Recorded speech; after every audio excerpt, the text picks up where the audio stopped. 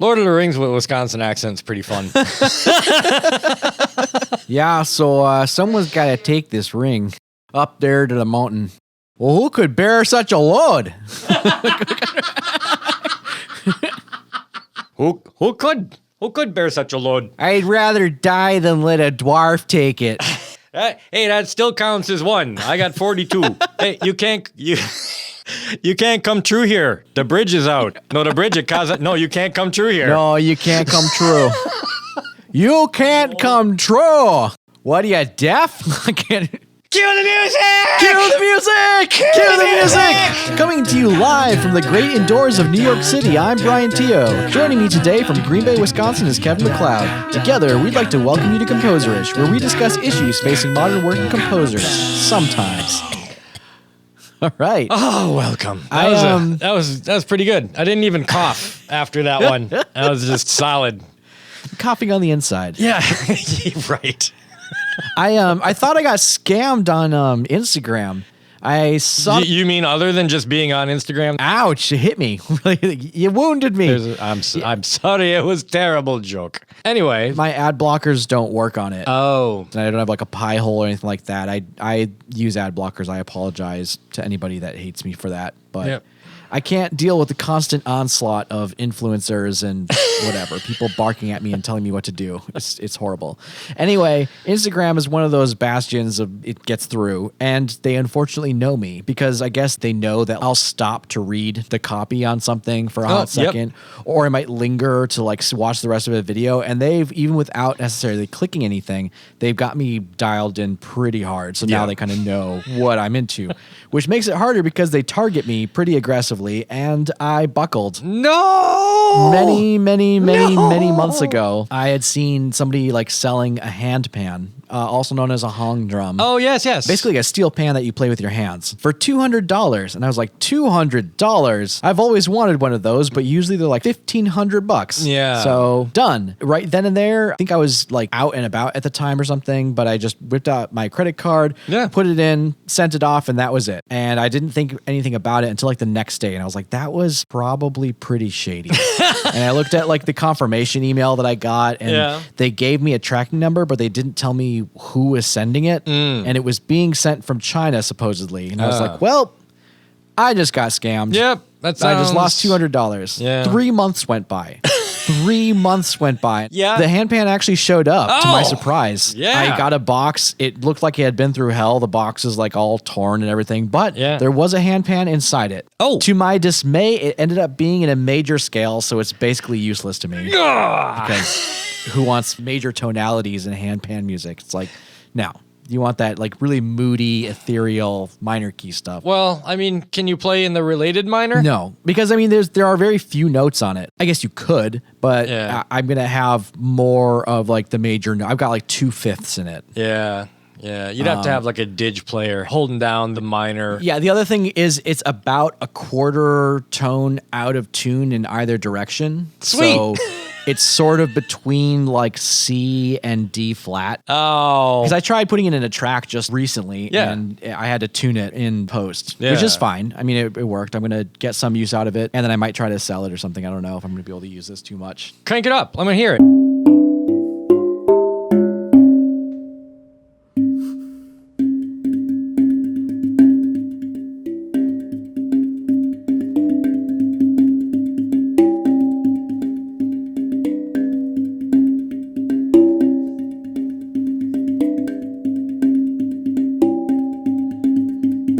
Yeah, that's pretty major. You want to make a sample pack of that? That's the other thing that I thought about is I could just sample some of the notes and then add the ones that aren't there. Yeah, it's not as fun as playing it, though. What's the point? Yeah. Really. I could probably download a hung drum samples and stuff. But it was $200, so... Wait a minute. What happens if you take it into Logic and then set the auto-tune scale to a minor mode? So you play it in major, but it'll come out minor. You're still going to hear the actual instrument, unless I'm like wearing noise-canceling headphones as well, I guess. But I'll still even hear that. I think it would be a little bit disorienting, but yeah. that's a possibility. There are things to be done here. Trying to make lemonade here. Right. I think there are uses for it. Yeah. I like being able to play it. I think it did add a sort of je ne sais quoi to the track that I'm working on. It has ignited some sort of hand-panned lust, so then every once in a while I'll go online and be like, maybe I can get a real one. Oh, nope, they're still really expensive. Anything decent starts at like maybe $1,500, and then they jump up to like way more than that. I've seen them on Amazon. They start at like,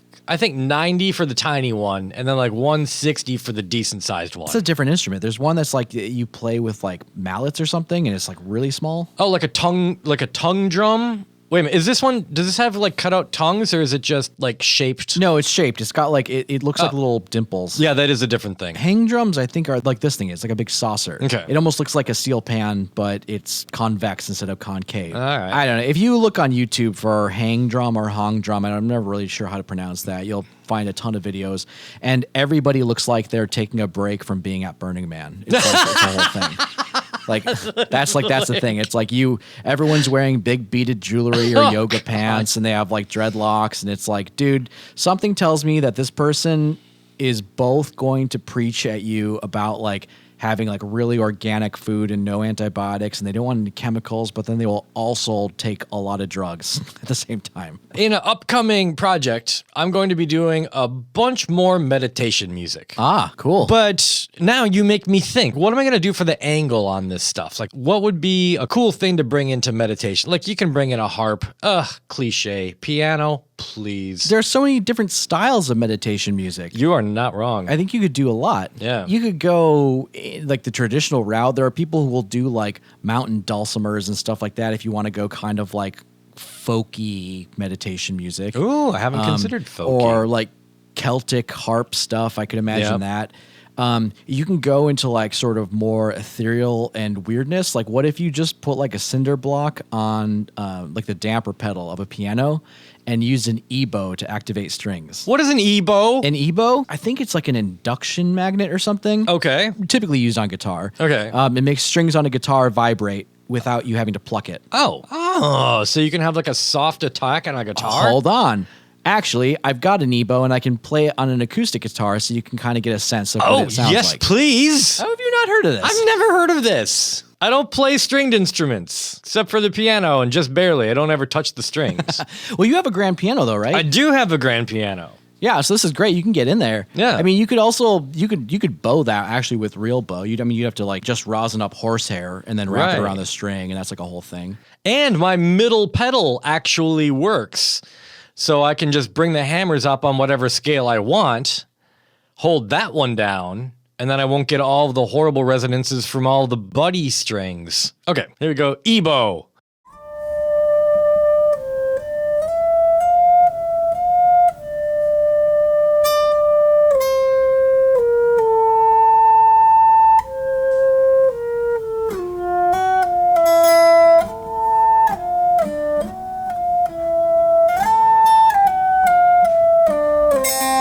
Wow, yeah. Yes, I can hear that. Oh, actually, hold on. I can do it on an electric guitar because I've actually got everything already set up. Oh, okay.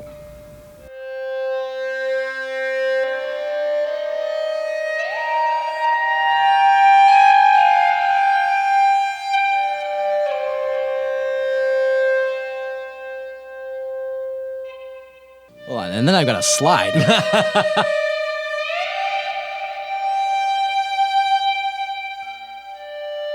Yeah, I can hear that. It's haunting. It's beautiful. I've never...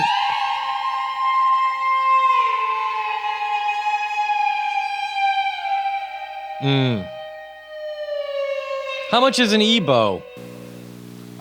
They used to be more expensive, but I think the patent has run out now. So there are like a bunch of like knockoffs from the official original company. So are we talking $10, $100? It used to be like 80 or 90, but it's probably a lot cheaper now. Okay. Does that thing run on batteries? Is it plugged in? What's it do? I'm imagining like a water bottle with a tip that's just sort of pointing at stuff. I should look this stuff up. It's like a little plastic brick that you hold basically, and it's got a switch on it. It's a three-way switch, but in the middle position, it means it's off. And when you click it to one side, it's like sort of like the regular mode, I guess, and then you click it to another one and it'll kind of tease out higher overtones, so it almost makes the strings sound like they're playing an octave higher. And there's like slight difference in tones too. One kind of sounds a little bit more aggressive than the other one, like whatever. It's a one-trick pony for sure. You're not going to use it a lot. But the interesting thing is it works on almost any stringed instrument. So a friend of mine in college had written a piece for Eboe and acoustic piano. So and he used two of them, so he could use like two different things. Speaking of the drone thing, that might be like a interesting direction to go. And I think when it comes to meditation music, sometimes the novelty is really important. I don't know. I've done meditations with music, and it has done nothing good for my brain because they're just talking about, letting everything go. And I'm hearing the same chords over and over. I'm like, no, I can't let that go. That was a poorly written transition. It's like, you have to let go of the past. It's like, no, you keep playing that transition and it is not okay. What about like a singing bowl or anything like that? Singing bowls I've done, yeah. Because if it's not actual music, it might be easier just to like not concentrate on how crappy the music is. Yeah, wind chimes, I prefer myself some ocean waves or, a windy meadow. Oh, yeah, go the nature route. Yeah. I don't really know what constitutes good meditation music. Oh, yeah. Well, it is music that I find it easy to meditate to. That is how I'm defining it. Because I've heard a lot of music that I do not find it easy to meditate to. Got it. Do it, try it, do it, try it. I would think music with no real sense of audible structure would be good. Like, I would not want to hear sections repeating because it would drive me crazy knowing that was coming up again. Yeah.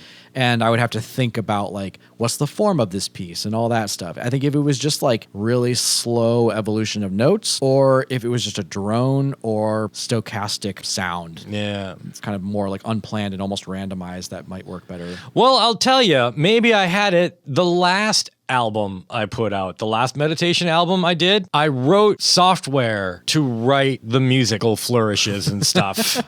Like every time I exported it, it was a different meditation thing. They were all 55 minutes long. And they played 55 minutes. They're all, they played different notes every time in different ways. You're like, you want a new album? Bam, new album. Bam, new album. Right. Bam, new album. Yeah. Oh, you want another one? Hold on. It's going to take me a little bit of time. Bam, new album. So, yeah, I mean, it did take me a while to write the scripts to do that, but I did 5. I made like 15 and I released 5 of them. Can you control enough parameters that it sounds different? Yeah. Oh, yeah. Yeah. Load up a harp instead of a piano for a timbral change. Oh, I see. It works with MIDI instruments. Yes. It does MIDI generation. I feed it MIDI gestures, which is to say low-ish notes, high-ish notes, scale-ish notes. You feed it gestures, and then it just takes the timing and the humanness in it and then just assigns different notes to them. Okay. And occasionally different timing, and it misses notes, and there's like 5 or 6 different little things in there to make them all sound different. That might be really distracting if it's like just going along kind of in mostly pentatonic and then all of a sudden smack out like a sharp 4. It's like, guaranteed it is snapped to a scale. There is nothing but pentatonic here. Maybe I won't put in the work. Maybe I won't learn a new instrument. Maybe I'll just run that software again. No, you need to run it. You have 10 other pieces that are 55 minutes long that you haven't even released yet. Yeah. So work done. I didn't even. Congratulations. I mean, they didn't get released because I didn't like how they turned out. Oh, okay. I thought you were holding on to these for like future use. Oh no, I can make as many as I want. But yeah, that was one of the only ways that I could get away from repeating themes. Because even if I'm just like noodling and just trying to noodle, themes repeat. Yeah, right. Yeah. I've done the same thing, especially when I'm playing like real instruments. I'll notice that like if I just let my fingers go, they tend to play licks that are kind of similar. I did a track recently that I had to play a lot of guitar on. It was kind of a little bit more on the jazzy style, sort of jazzy, bluesy kind of thing. And I recorded many, many, many solos and took the choruses I like the most. Is that the funk tune that just got released on Free PD? Yes. I think it's called Hold On a Sec. Hold on a sec. There you go. That's the one. Yeah. All right. So yeah, you did some great guitar work in that. My God, that's probably one of my favorite ones you did this year. Thank you. I just started getting back more into using live instruments more aggressively in my tracks, and that was born out of that. But anyway, I was a little rusty with playing, so I ended up having to like do several takes in order to get a good one. Man. And listening to all the solos back to back to back to back, it was like, man, I've got like a handful of things that I do a lot. There's like, it's going to keep coming back. So yeah, that's kind of sobering. I could imagine it'd be the same thing trying to write meditation music. You kind of start repeating yourself. Hey, play a little bit of that right now. Hold on a sec.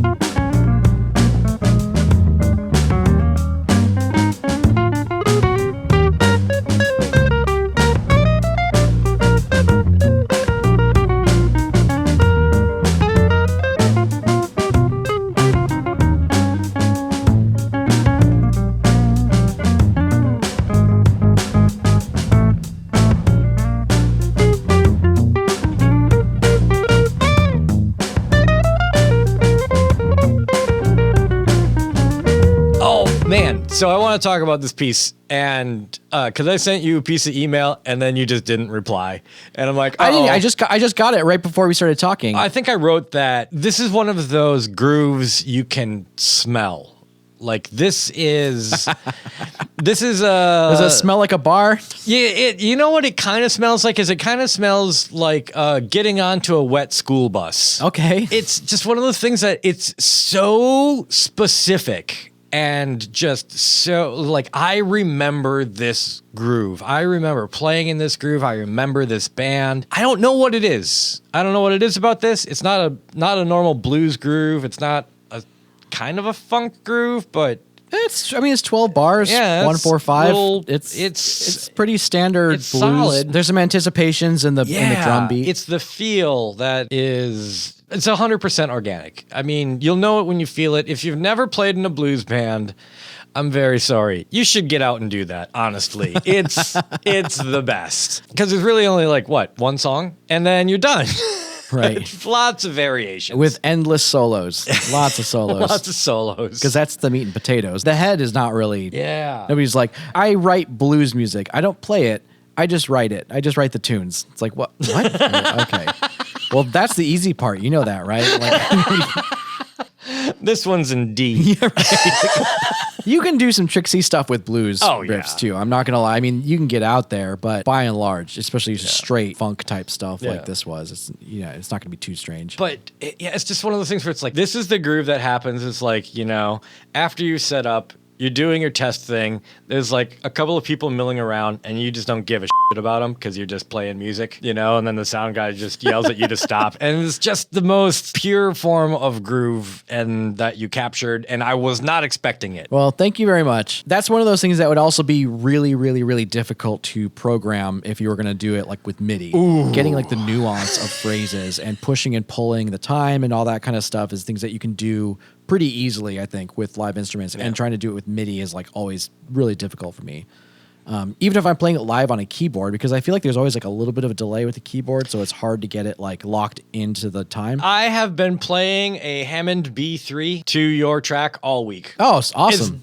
It's super fun to play along with. It's the nostalgia. I can send you the backing tracks if you want without the solo, so you can just loop that out if you want. Done. Thank Great. you. Send it your way. Ugh. Sweet. All right. It's time for mails, right? Yeah. It's time for the new viewer mail. Bow. All right. New viewer mail. John Bartman writes, I'd like to know what you think about royalty-free stuff versus commercial exploitation. What are your perspectives on making music available versus hard locking it behind rights protection? What are some potential opportunities and pitfalls of releasing work via Creative Commons? Oh my God. I was not ready for this question. I'm like, it's just like, this is your jam, this is though. my I thought you'd be like all over this. We skirted around this issue a bit last week, too, I think. There was a similar question that came in, but not quite exactly the same. Yeah, I'm going to go full idealistic, crazy person on this. Like, we have a culture that we share. Anyone thinking that they can grab and own part of that culture, screw you. I mean, you're fine. You're going to get... hang on, I'll start over. God damn it, Brian. Do you want me to reread the question? I'd like to know what you think about royalty-free stuff versus commercial exploitation. Okay. What are your perspectives on making... Okay. All right. Let me just okay. So commercial exploitation. First off, that sounds horrible. Oh, you don't want to be commercially exploited. However, commercial exploitation can also lead to you getting a check, which is wonderful. The word exploitation, I feel like, is unfairly weighted in this question. It is. Commercial use versus royalty free. And they can be the same thing. You can have commercial use of royalty free music. People, that's why it started. Right. And there can be royalty free exploitation as well. There can be royalty-free exploitation. There's a lot of composers who are in the music mills cranking out royalty-free music for, I mean, more money than nothing, and they get to write music, and that's great, but they don't get to own it. I personally cranked out a lot of royalty-free music for nothing. Yeah. And I've had this idea that it'll kind of come back and somehow like come around, and most of it, if not all of it, has not. So I understand that some people are able to do well with the royalty-free thing, but I also don't think that it's necessarily for everybody. I agree. I'm at a point right now where I'm like, I actually could get down with doing more stuff that's like for PROs and actual like license only, whatever. Right. But get hired on because you have some unique composing chops. You know, they're just different skill sets. Yeah. I mean, I think that if you're like a lot of royalty free stuff tends to have to also be very, I hesitate to say generic because I don't want to make it sound like it's a bad thing, but it has to be generally usable. Like you have to write a thing that can appeal to a large variety of people. Right. Where if you're doing something more custom, or if you're writing, let's say, on like an album tracks for a music licensing house or whatever, you can get like really specific tracks that may or may not actually be used, but when somebody's looking for that specific thing, they'll be like, oh yeah, like, yeah, that's the one that I need. And then you get a really good payday off of that one track. Yes. Instead of making maybe like $1 here and there every once in a while on that one track. Right. Asking people to go to your Patreon and send you money. Hey, if you'd like, you can go to patreon.com/KMacleod and I'm gonna give you a hint here. Almost everything I do there, I post to the public. So if you don't want to pay me any money, that's fine. But I do some in-depth stuff there. I just post it to the public. It's fine. You can go there, read about my latest shenanigans or whatever I do. Oh, so anyway, this is listener mail. So the question was commercial or royalty-free? Both. You can commercially buy my royalty-free stuff. I believe John Bartman, and I apologize if I'm incorrect about this, but I believe John Bartman is a composer himself. Okay. And from what I understand, I think he makes some of his music at least available royalty-free. Oh, good on you. And this is just from like random Google stalking. I did not get this in the email myself. So I apologize, Mr. Bartman, if I have this incorrect. But I would imagine that he is pro royalty-free music. Oh, okay. Just for some context. Sure. The other part of the question is, what are your perspectives on making music available versus hard locking it behind rights protection? I don't really know what that means. Rights protection means that I publish my music, I register it with Content ID. If anyone else uses my music on YouTube, they get demonetized. Yes. They have to pay me to use my music. If you have music that you're trying to get out there and you don't really have a name at all, it probably behooves you just to like put it out as much as you can, because then people can hear it, they can use it, you can start making connections that way. If nobody's ever heard of you and you are like trying to nickel and dime every single use of your music and you only let people hear samples of it with like people saying like Audio Jungle over it or whatever it is, like oh my God, we gotta throw in that piece of music that I did for Audio Jungle. The Audio Jungle remix. Have you heard it? No, does it actually have the woman? It has the woman. I used it as the theme for a dance piece. Audio Jungle. Audio Jungle. Audio Jungle. Audio Jungle. Audio Did Jungle. you release it on Audio Jungle as well? So I did not put it on Audio Jungle. Oh my God. Okay, because that would be really funny, is to hear that sample and then hear their overlay just kind of dropped on it because they're not putting that in manually, so I don't even think they know that noticed that was happening. Audio Jungle, Audio Jungle, Audio Jungle, Audio Jungle.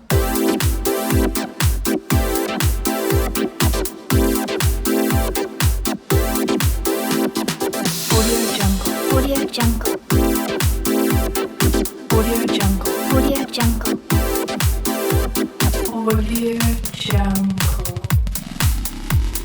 Audio Jungle,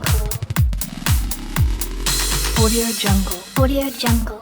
It has to be algorithmic. There has to be like a specific point in any track where it's going to trigger, like, at like exactly 13.3 seconds or whatever she's going to say it. If you could write a piece around that, so like she'll drop that sample into the track, but you don't actually put it there. It's just like, yeah. There's like a break. Like, dun dun dun dun dun. Audio jungle.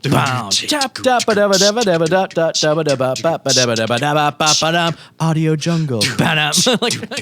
Yeah. It's like the Manamana guy. But then when people download it, like the Audio Jungle sample isn't there, so it's just a gap. That is way more thought than I put into it. It would be really funny. That would be amazing. Anybody, John Bartman, if you want to do that, go for it. Send us a sample if you make it work, or a link. I'd love to hear it. I know that you are very, very pro royalty free. Right? I'm pro sharing culture. Got it. We can get farther if we share our shit amongst each other than if we jealously protect it. I go either way. I think there are times where I feel it's appropriate to release something royalty free. If it's a piece that I've already written, I'm not going to do anything with. Yes. Or if, let's say, sometimes it was rejected from something that I worked on. Because like a lot of times, I mean, you know this, most composers know this. You'll write a ton of music for projects that ends up getting chopped, and you have to rewrite or whatever, but it's still good music. It didn't work in that specific situation. Right. I think you were the one who brought this up first to me. You're like, I wrote this music for, I think, a composition competition. Oh, yeah. Or like a film scoring competition. You're like, I didn't win, but I still thought it was good music, so I just put it out online. And then I just kept doing that. Pretty much. I've done the same thing. I've had stuff rejected, but I saved the theme. Yeah. And either I'll rewrite it and use that same idea in another project later on down the line, or sometimes I'll just put it out and be like, yeah, this is fully produced, it's done. If you can use it, great. Yep. Credit me. Absolutely. But then there are other times where it's like, yeah, I do want to maybe potentially sell this and try to make some actual like royalties off of it, because buy it if you'd like. It can be fruitful. Go for it. Buy it if you like. You can license it. But it's under a PRO, so I am going to get performance royalties on that or whatever. And there are people who can make a decent living doing that. Yes. We have friends that do that. Yes. They live handsomely. I mean, it's not a definite thing. They don't have mansions in the hills, Brian. No, not handsomely. I meant handsomely as in like they are able to make a living doing what they love, which is hard. In music, especially, they're right around like national median income. Maybe a little less. Maybe a little less. National median, I think, is a lot higher than we think it is. I think there's something to be said for releasing music behind PROs. It's legitimate. Yeah. It can be a little bit harder if you're not working for like a music production house or someone that's like getting your music heard by people who are going to license it.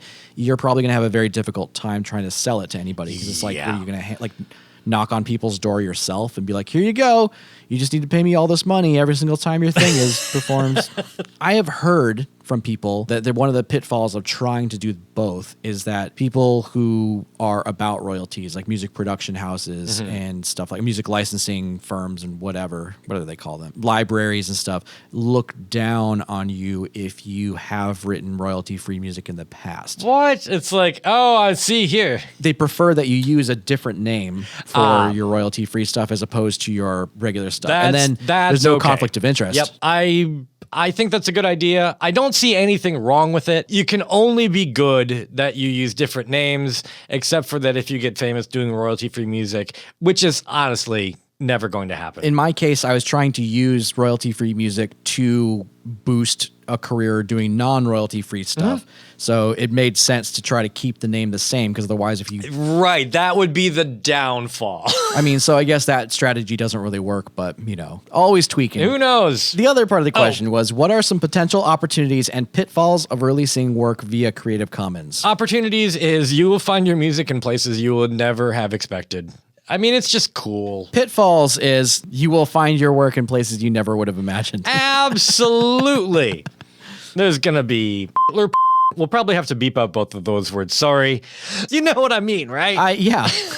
I mean, you could find it in Yep. or something like a... Oh my God. I've run across that one.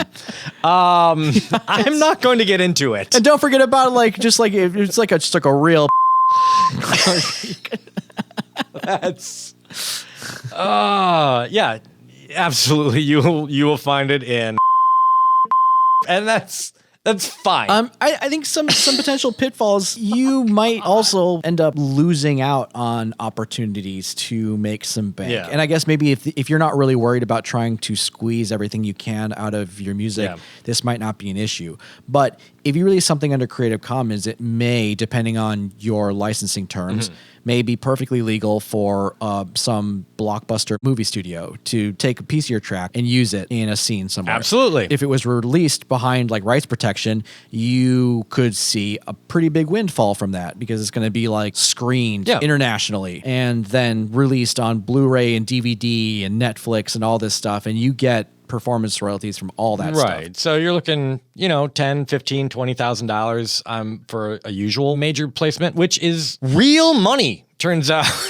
As a lot of rent payments. Yeah. And if you had a couple tracks out there in the wild that were doing the same thing, now it's like you kind of have passive income that you can sort of like work on other stuff and you don't have to like constantly be cranking out 3 pieces of music a day or whatever. I don't agree with this, but there is this perceived difference between, I think, royalty-free composers and like non-royalty-free composers. Yeah.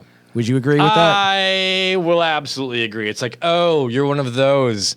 You write library music. Well, I do short film scoring in Austin.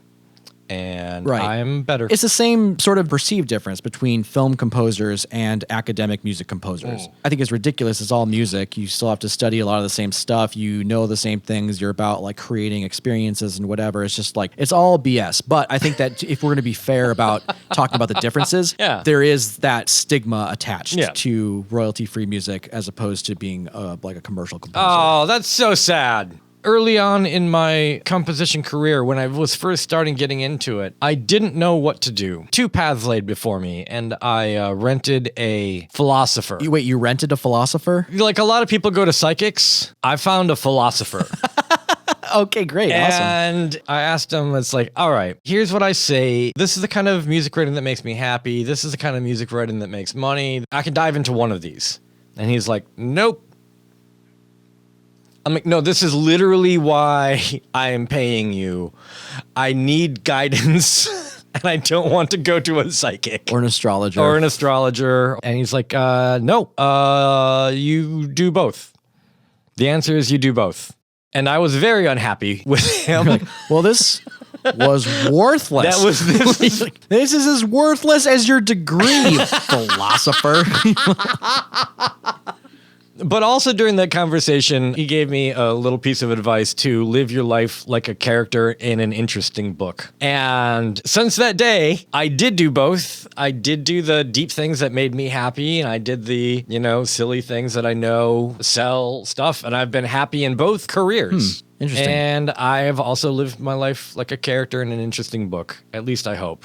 Tell my story, everyone. Tell my story. There might be some stories out there. But, in a similar but opposite direction with the music and licensing, there is a gentleman I know. He writes an awful lot of music, has been doing it for a while, has some very serious training behind him, and cannot get any sort of like foothold in the industry. Yeah. But he's also trying to charge an insane amount of money for his music. I'm going to charge like $5,000 to $15,000 per track because that's how much I think my music is worth. And it's like, okay, you can do that. You absolutely can do that. But like whenever we talk or catch up, like it just seems like he's freaking out because nobody's biting at these opportunities. And I'm like, yeah, because as it turns out, most people don't really have that much money to spend on one piece of music. That's true. And if they do, they're probably going to go to somebody who also charges that amount, but has a lot more clout. Like, yeah, Bachman Turner Overdrive. and then you're not only paying for the music, but you're paying for the ability to use that name in whatever it is that you're